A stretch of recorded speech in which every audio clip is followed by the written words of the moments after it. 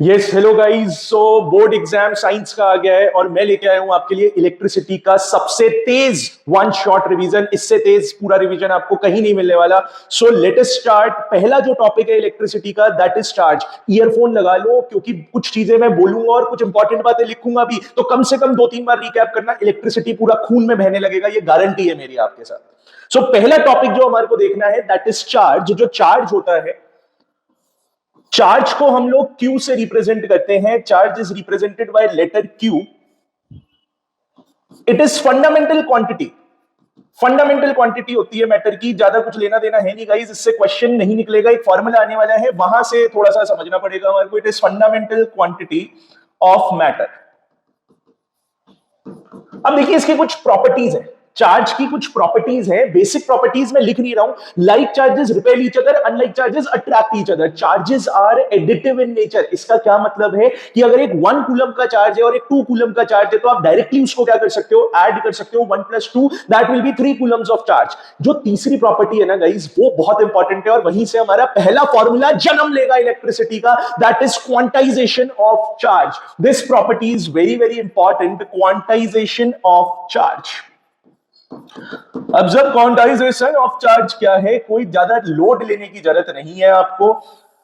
Q is equals to NE। ये formula आपको ध्यान रखना है। Q जो होता है that is your total charge, ये आपका टोटल चार्ज होता है। N जो होता है that is your number of electrons, कितने इलेक्ट्रॉन्स हैं। और जो E होता है that is charge on 1 electron, एक इलेक्ट्रॉन पे कितना चार्ज है वो E होता है आपका। और इसका वैल्यू हमारे को याद रख के जाना है दोस्तों, 1.6 इंटू 10 की पावर -19 कूलम। कूलम क्या होता है, SI unit of charge. Charge का SI यूनिट क्या है, कूलम है। SI unit of charge is coulomb. बने रहो मेरे साथ, देखो एनर्जी रखनी है, पूरी एनर्जी रखो यार, ठीक है। पूरा रिवीजन हो जाएगा तुम्हारा 20 मिनट के अंदर अंदर, पूरा इलेक्ट्रिसिटी खून में उतार दूंगा, गारंटी दे रहा हूं। Q is equals to NE, पहला फॉर्मूला आ गया। Q टोटल चार्ज होता है, N नंबर ऑफ इलेक्ट्रॉन्स होते हैं, E की वैल्यू होती है 1.6 इंटू 10 की पावर -19 कूलम्स। तीन तरीके के चार्ज होते हैं, proton, electron, neutron. Electron negative होता है, प्रोटॉन पॉजिटिव होता है, न्यूट्रल होते हैं न्यूट्रॉन हमारे। जो नेक्स्ट कॉन्सेप्ट है, next concept is of current, ठीक है। आइए सेकंड कॉन्सेप्ट की बात करते हैं। करंट की अगर मैं बात करता हूं, करंट को हम लोग I से रिप्रेजेंट करते हैं। लेटर I से करंट रिप्रेजेंट होता है। What is current, it is rate of flow of charge. Rate of flow of charge याद रखना, इसको काम आने वाला है। यहां से एक और फॉर्मूला जन्म लेने वाला है। देखो फिजिक्स में जहां भी रेट वर्ड आता है ना, इसका मतलब टाइम से क्या करना होता है, हमारे को डिवाइड करना होता है। तो rate of flow of charge that means I is equals to Q upon T। ये आपका दूसरा फॉर्मूला तैयार हो गया है। I क्या है, करंट, Q क्या है, चार्ज, T क्या है, टाइम, कितनी देर के लिए करंट चार्जेस आपके फ्लो करने वाले हैं। SI यूनिट क्या होगा करंट का, SI unit will be ampere. SI unit will be ampere, right. अच्छा एक बात ध्यान रखना, करंट हमेशा बैटरी के पॉजिटिव से फ्लो करता है और कहां पे जाता है, नेगेटिव में जाता है। सेल और बैटरी को हम लोग कैसे बनाते हैं, this is the symbol for a cell, और ये तो होता है आपका सेल का सिंबल। और अगर बैटरी का सिंबल बनाना है तो कुछ इस तरीके से आपका बैटरी का सिंबल हो जाता है। ग्रुप ऑफ सेल्स को बैटरी कहते हैं हम लोग। तो करंट क्या है, rate of flow of charge, I is equals to Q upon T। ये दूसरा फॉर्मूला हमारा आ गया, पॉजिटिव से नेगेटिव जाएगा। आइए तीसरे कॉन्सेप्ट पे चलते हैं, that is potential difference. The third concept is of potential difference. अब potential difference क्या होता है मेरे दोस्तों, it is work done to bring a unit positive charge from one point to another point, from one point to another point। ये आपकी इसकी definition है। देखो भैया डेफिनेशन आने का चांस नहीं है, यहां से फॉर्मूला बन के आएगा, VB minus VA is equals to W upon Q। This is the third formula. ये आपका तीसरा फॉर्मूला है कि दो पॉइंट के बीच में क्या डिफरेंस है, पोटेंशियल का डिफरेंस है। इस डिफरेंस की वजह से दोस्तों क्या फ्लो करता है, करंट फ्लो करता है। बिना डिफरेंस के कुछ फ्लो नहीं कर सकता। पानी के दो टंके को कनेक्ट कर दिया, एक टंकी से दूसरे टंकी में पानी जाएगा कब, जब दोनों में वाटर का डिफरेंस होगा, लेवल का डिफरेंस होगा, प्रेशर का डिफरेंस होगा। सिमिलरली पोटेंशियल डिफरेंस क्या है, VB minus VA equal to W upon Q। यहां पे ध्यान रखिएगा पोटेंशियल डिफरेंस का जो SI यूनिट होता है दैट इज वोल्ट। ऐसा यूनिट वोल्ट होता है, W जूल्स, वर्क का ऐसा यूनिट जूल्स होता है, Q का क्या होता है, चार्ज होता है। सो पोटेंशियल डिफरेंस सभी को क्लियर है, VB minus VA is equals to W upon Q। Next, क्या जरूरत थी पोटेंशियल डिफरेंस की मेरे दोस्तों?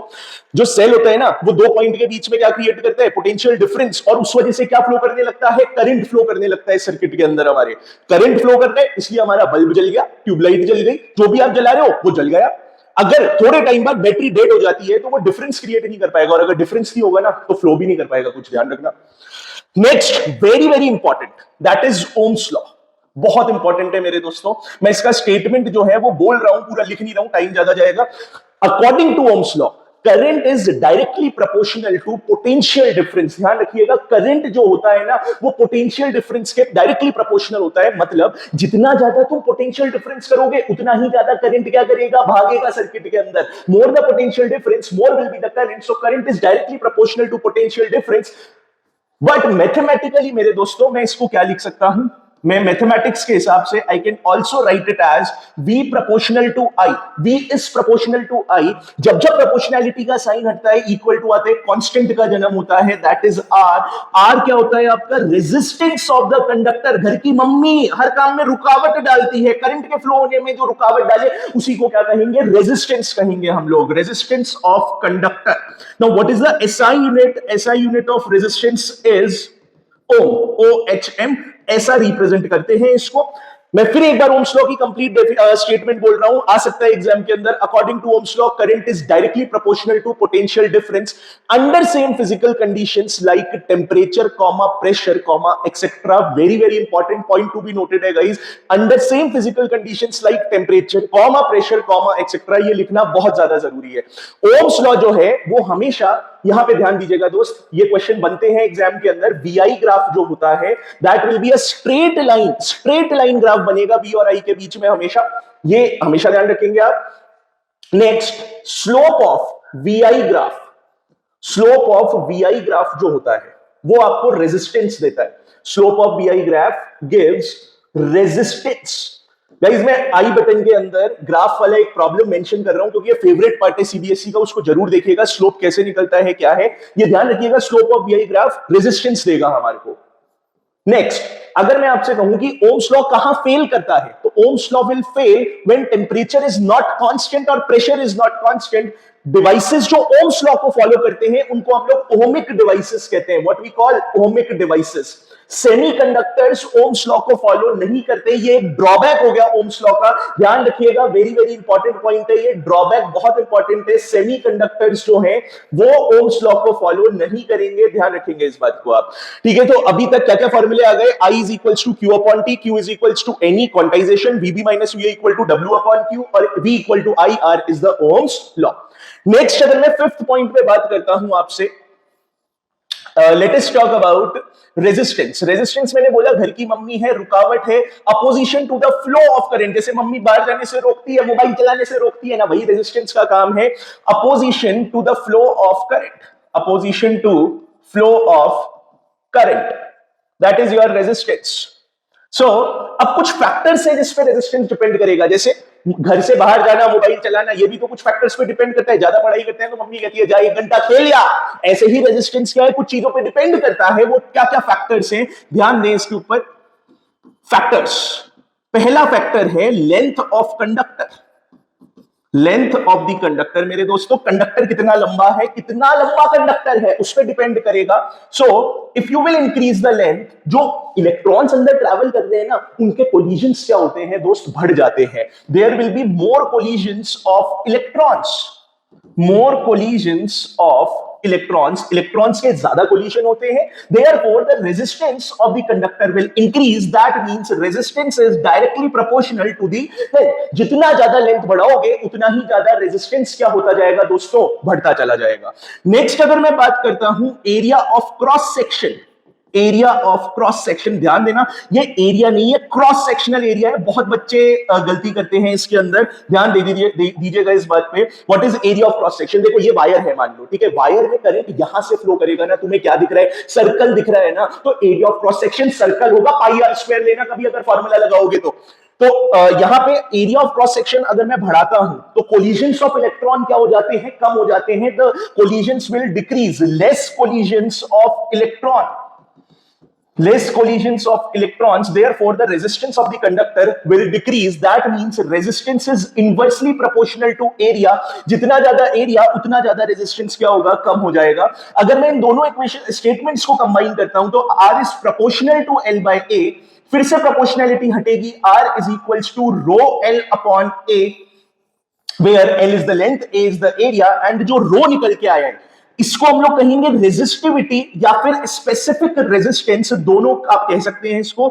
इसका जो एसआई यूनिट होता है दैट इज ओम मीटर. क्या कहेंगे हम लोग, ओम मीटर. अब सुन लो मेरी बात, रेजिस्टिविटी ना तो लेंथ पे डिपेंड करती है ना एरिया पे डिपेंड करती है. रेजिस्टेंस लेंथ और एरिया दोनों पे डिपेंड करता है. फिर बोल रहा हूं, रेजिस्टेंस एरिया लेंथ दोनों पे डिपेंड करता है, रेजिस्टिविटी डिपेंड नहीं करती है ना तो एरिया पे ना लेंथ पे. रेजिस्टिविटी किस पे डिपेंड करती है, ध्यान दीजिएगा, resistivity will depend upon temperature and material. Material मतलब कॉपर है, आयरन है, इन चीजों पे डिपेंड करने वाला है आपका रेजिस्टिविटी. और रेजिस्टेंस जो है ना दोस्त, रेजिस्टेंस का थर्ड फैक्टर मैं यहां लिखने जा रहा हूं, resistance will also depend upon temperature.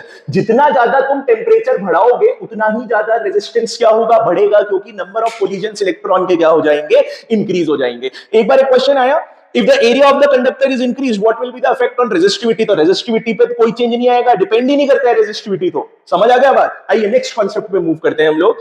अगला कॉन्सेप्ट है कॉम्बिनेशन ऑफ रेजिस्टर्स. तो देखिए दो तरीके के कॉम्बिनेशंस हम लोग पढ़ते हैं, combinations of resistors. So basically दोस्तों दो तरीके के कॉम्बिनेशन आपको देखने को मिलने वाले हैं. फर्स्ट जो होता है वो होता है सीरीज कनेक्शन. हम मतलब अलग अलग रेजिस्टर्स को कनेक्शन दे रहे हैं. सीरीज कनेक्शन क्या होता है, दिस इज योर रेजिस्टर, इसके कितने कोने दिख रहे हैं तुम्हारे को, दो कोने दिख रहे हैं, वेरी गुड. इसको ए कह दो, इसको बी कह दो. मैं एक और रेजिस्टर खरीद के लाया, इसके भी तुम्हें दो कोने दिख रहे हैं, ये पी हो गया, ये क्यू हो गया. तुमने सिंपल सा एक काम करा, इसको कनेक्शन दे दिया, यहां से बी और पी को कनेक्ट कर दिया. तो कितने एंड कनेक्ट हुए रेजिस्टर्स के, only one end of the resistor is connected. This is called series connection. इसको हम लोग सीरीज कनेक्शन के नाम से जानते हैं. अब सीरीज कनेक्शन की क्या क्या प्रॉपर्टीज होंगी, जो इक्विवेलेंट रेजिस्टेंस होगा. इक्विवेलेंट का मतलब इन दोनों को निकाल के फेंक दो, इनके बदले में एक रेजिस्टर लगा दो जो इन दोनों के बराबर का काम करे, that is called equivalent resistance. So R equivalent will be R1 plus R2 and it will go on. जितने रेजिस्टर सीरीज में लगे हुए हैं सबको डायरेक्टली ऐड कर दो, आपको इक्विवेलेंट रेजिस्टेंस मिलेगा. Important points for series connection, current remains same, current remains same in all resistors. जितने रेजिस्टर है सबके अंदर क्या रहेगा, करंट मेरे दोस्त सेम रहेगा. Potential difference will be different, potential difference different रहने वाला है हर रेजिस्टर के across. Equivalent resistance is greater than individual resistances, greater than individual resistances. So अगर मैं आपसे कहूं कि एक एग्जांपल ले छोटा सा, अब मैं थर्ड पॉइंट को वेरीफाई भी करवा देता हूं. सपोज ये 2 ओम का रेजिस्टर है और एक 3 ओम का रेजिस्टर है. मैंने आपको कहा इक्विवेलेंट बताओ, तो आप सिंपली क्या करोगे, 2 + 3 करोगे, दैट विल 5 ओम. अब चेक करो, ये 5 ओम जो है ये 2 से भी बड़ा है और 3 से भी बड़ा है. रिवाइंड कर लो, पॉज कर लो, स्क्रीनशॉट ले लो, आराम से देख लो इसको, ठीक है. नेक्स्ट अगर मैं बात करता हूं आपसे पैरेलल कनेक्शन की, सेकंड कनेक्शन जो हमारा होता है that is your parallel connection. अब पैरेलल कनेक्शन में मेरे दोस्तों क्या होने वाला है, what will happen in parallel connection. ये फिर से मैं एक रेजिस्टर खरीद के लाया, एक और रेजिस्टर खरीद के लाया.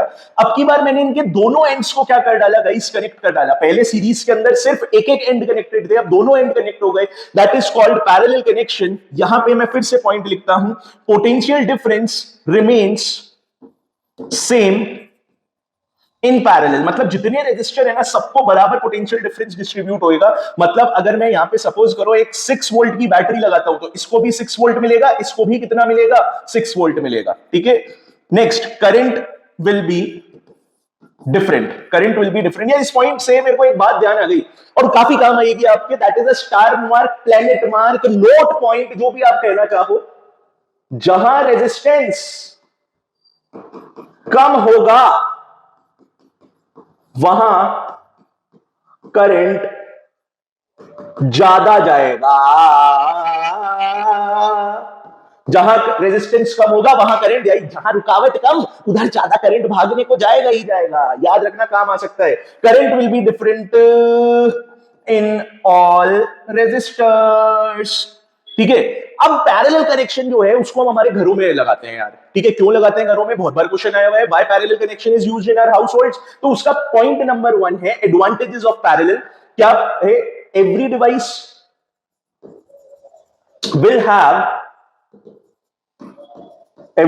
will have different current requirement। अब तुम खुद समझ जाओ, मैंने सीरीज में तुम्हारे को क्या बताया था कि सब में करंट क्या जाता है सेम। तो क्या सारे एसी को जितना करंट चाहिए उतना पंखे को चाहिए क्या? नहीं चाहिए। तो सीरीज में तो करंट सेम रहेगा, तो वो पॉसिबल नहीं है सीरीज कनेक्शन घर में। दूसरा पॉइंट, एक खराब तो कुछ ना चलेगा, कुछ ना चलेगा। मतलब भाई तुम सीरीज में बैठे हो, तुम्हारा रास्ते में ये खराब हो गया तो आगे वाले के पास करंट ही नहीं जाएगा, पूरा घर बंद पड़ जाएगा तुम्हारा। 2 एडवांटेज मैंने बता दिए, तीसरा एडवांटेज तुम मेरे को बताओगे कमेंट के अंदर मेंशन करके। आगे मूव करता हूं, तो अब हम लोग गाइस लास्ट टॉपिक की तरफ मूव कर रहे हैं। बहुत तेज आपको इलेक्ट्रिसिटी का रिवीजन कराया, 2 बार देखो इसको, पूरा चैप्टर दिमाग में आ जाएगा। Next is joules law of heating, और चैनल को सब्सक्राइब भी कर लो, आगे लाइट का भी वन शॉट लेके आने वाला हूं। जूल्स लॉ, जूल्स लॉ क्या होता है? Heat is directly proportional to the square of the current. Heat is directly proportional to the resistance of the conductor. Heat is directly proportional to the time for which the current is flowing in circuit. तो combine करूंगा सबको, तो H is proportional to I square RT। Guys थोड़ी सी mathematics करके आपको एक formula मिल जाएगा, H equals to I square RT। मैं इसका डेरिवेशन नहीं बता रहा हूं क्योंकि वो डेरिवेशन हमारे एग्जाम में डिराइव करने को नहीं आएगा। आपको ये फॉर्मूला याद रखना है, H is equal to I square RT। I current होता है, R resistance of the conductor होता है, T जो होता है वो टाइम होता है जितनी देर के लिए करंट आपका फ्लो करने वाला है। हीट की SI यूनिट क्या होगी? जूल्स होगी, ध्यान रख लेना, गलती मत कर देना। यहां से एक आध फॉर्मूले और है, ओम्स लॉ से ही सब्स्टिट्यूट करके हम वो फॉर्मूले निकालते हैं। दूसरा फॉर्मूला है हीट का, V square upon R into T। एक और फॉर्मूला है H is equal to VIT। ये 3 फॉर्मूले हैं आपके हीट के, थोड़ा सा इनको दिमाग में लीजिएगा, ध्यान रखिएगा इन फॉर्मूले को, क्वेश्चन बन सकता है। लास्ट टॉपिक अगर मैं आपसे बात करता हूं तो that is power. Power, power जो है, पावर में छोटा सा काम करना। पावर होता क्या है? Power is energy upon time, rate of doing work, या रेट ऑफ वर्क और एनर्जी मैथमेटिकली तो सेम ही है। तो वैसे तो power rate of doing work होता है, बट यहां पे मैं क्या कर सकता हूं? एनर्जी भी लिख सकता हूं वर्क की जगह। तो सिंपली अगर आप हीट के, heat is a form of energy, तो सारे फॉर्मूले हीट के यहां पे पटक दोगे तो पावर के भी 3 फॉर्मूले जनरेट हो जाएंगे। सिंपल बात है, जो हीट के फॉर्मूले है ना उनसे टाइम को डिलीट कर दो आप। ठीक है, जितने, जैसे पहला फॉर्मूला I स्क्वायर RT था, तो इसका फॉर्मूला बन गया I स्क्वायर R। पावर का अगला फॉर्मूला बन गया V स्क्वायर अपॉन R, और अगला फॉर्मूला बन गया पावर इक्वल टू VI। 3 फॉर्मूले बन गए तुम्हारे पास। सारे फॉर्मूलेज एक पेज पे लिख डालो। मैं एक बार आपके लिए एक फॉर्मूला लिस्ट बना देता हूं, आपको काम आएगी, इसका स्क्रीनशॉट ले लेना मेरे दोस्तों। पहला फॉर्मूला जो था that was Q equals to NE, दूसरा फॉर्मूला था I equal to Q upon T, तीसरा फॉर्मूला था VB minus VA is equals to W upon Q, अगला formula V equal to IR, Ohm's law का formula. Next formula is R is equals to rho L upon A। Series connection की बात करता हूं तो equivalent कैसे निकलता है? R1 plus R2 plus R3। Parallel का मैंने बताया ही नहीं दोस्त, बताया ही नहीं पैरेलल का। पैरेलल पे आ जाओ, पैरेलल का इक्विवेलेंट लिख देता हूं यहाँ पे, 1 by R equivalent equal to 1 by R1। Reciprocal करके करते हैं यार ऐड, और इसमें इंडिविजुअल रेजिस्टेंसेस जो होते हैं ना वो इक्विवेलेंट से क्या होते हैं? हमेशा ज्यादा, मतलब इक्विवेलेंट इंडिविजुअल के मुकाबले कम निकल के आएगा। जैसे सीरीज में तो उल्टा था, ज्यादा निकल के आया था। पैरेलल का 1 by R equivalent equal to 1 by R1 plus 1 by R2 and it will go on. फिर हीट के फॉर्मूले देख लिया हमने, VIT, heat equal to I square RT, heat equal to V square upon R into T। Power के 3 फॉर्मूले heat में से हटा देना है, टाइम को, power equal to VI, power equal to I square R, power equal to V square upon R। All the best मेरे दोस्तों, इलेक्ट्रिसिटी कंप्लीट हो गया है।